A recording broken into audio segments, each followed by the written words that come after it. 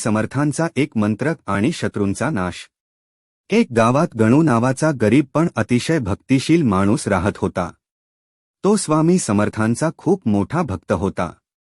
दररोज काम करून थकल्यावर रात्री तो शांतपणे स्वामी समर्थांची आरती आणि जप करत असे। गणूच प्रामाणिकपणा आणि शांती काही जणांना खटकलं। शेजारचा श्रीमंत पाटील अहंकारी आणि खोडसाळ होता। तो सतत गणूला त्रास द्यायचा, पाण्याचा अडथळा, रस्त्याचा वाद, शेतीवर दबाव। एक दिवस त्या पाटलाने एका काळ्या जादू करणाऱ्याला बोलावलं।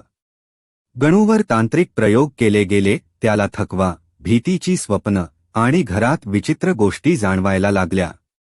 पण गणून डगमगता फक्त स्वामी समर्थांचा जप करत राहिला।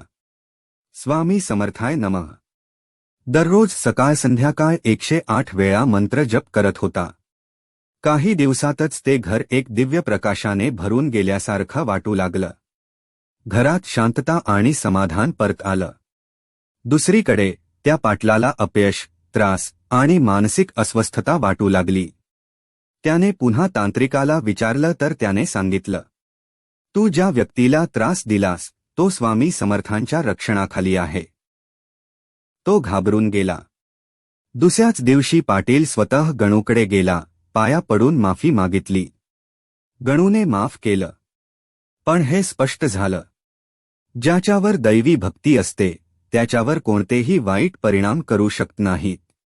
जेव्हा भक्ती शुद्ध आणि मन श्रद्धेने भरलेलं असतं तेव्हा देव स्वतः रक्षणासाठी पुढे येतात।